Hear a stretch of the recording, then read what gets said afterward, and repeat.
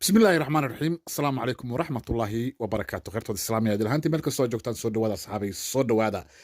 Waayahay xildhibaan ka tirsan maamul goboleedka ama isku sheego inuu yahay maamul goboleed ee Kirshabeelle oo maantay xabsiga loo soo dhadhacay lana soo xiray lagana soo qabtay degmada Warshiiq ee gobolka Shabeellaha Dhexe. Waayahay maanta waxaa dagaal ka dhacay degmada Baraawe gobolka Shabeellaha Hoose ayadoo halkaas ay ku dagaalamayeen ciidamo ka tirsan dowladda federaalka Soomaaliya iyo kuwa maamul goboleedka koonfur galbeed ee la yiraahdo daraawiishta.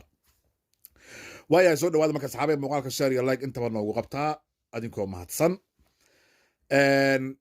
taliska cusub ee hay'adda NISA tan iyo markii uu la wareegay Cabdullaahi Sanbaloshe ninka la yiraahdo runtii horta hawshii ugu horeysay ayuu qabtay. Hadda hawshii ugu horeysay Kirshabeelle ayuu ka qabtay.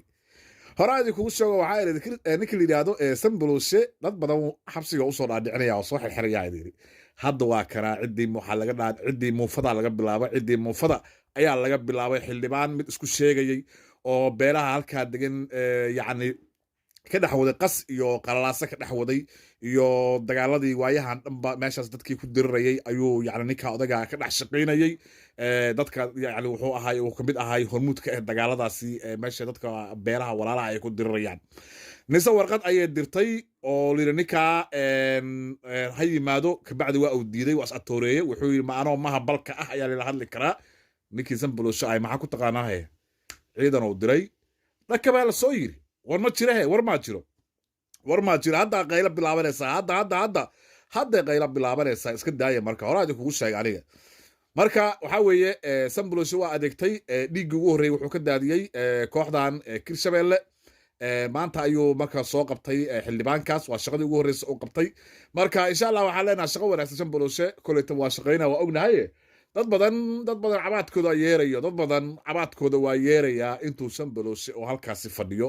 runtii Sanbaloshe nin adag weeye jirjiraacna laguma yaqaano hawshiisana wuxuu jecel yahay had iyo jeer inuu iska soo afjaro oo uu soo gabagabeeyo ayuu jecel yahay hawsha asaga u taalo. dad baa hawsha balansado yiraahdo iska dhaaf waxaan iska sii socdaane mar kale iyo xilli kala qaban doontaa asaga ma yaqaano. geesa lo-aad maxaa la yidhi kulaalkaa lagu jaraa markaas inuu qabto jecel yahay boodda maxaa la yidhi qoyaankaa lagu qabtaa dhakab inuu siiyo u jecel yahay Sanbaloshe.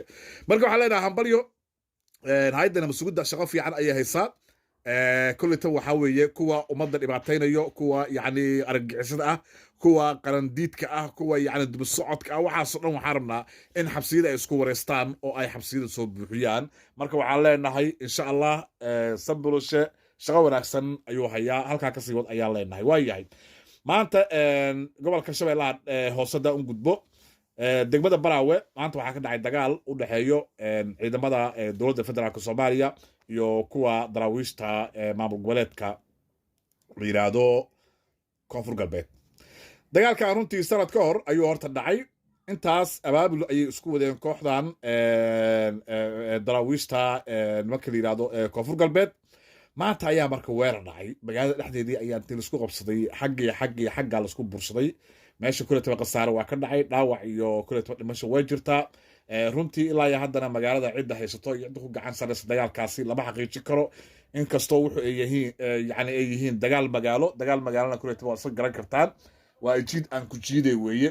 marka dagaalkan wuxuu salka ku hayaa yacni hab qabiil ama hab beeleed ayuu dagaalkan salka ku hayaa oo qolo ayaa laga urinayaa Baraawe oo la leeyahay shaqo ku balidiin Baraawe mana degtaan mana deganaanaysaan waad guureysaan oo halkii aad ka timaadeen ayaad u laabanaysaan qolo baa la leeyahay in halkaasi yacni sidaas looga barakiciyo ayaa la doonayaa. ayagana waxay yidhaahdeen xagga uma soconee isku kaaya keena ilma adeerayaalo isku kaaya keena. marka dagaalkan waa dagaal yacni ku salaysan hab beeleed sanad ka hor ayuu ka dhacay halkaasi waa lagu baxay odayaal iyo dowladda ku baxay kulleyta waa la joojiyey. maanta ayuu haddana mar kale dib u soo cusboonaaday ayadoo aad moodid in labada dhinacba ay hub urursi ay wadeen muddadii sanadka ahayd oo ay kala maqnaayeen oo dagaalka uusan dhicin.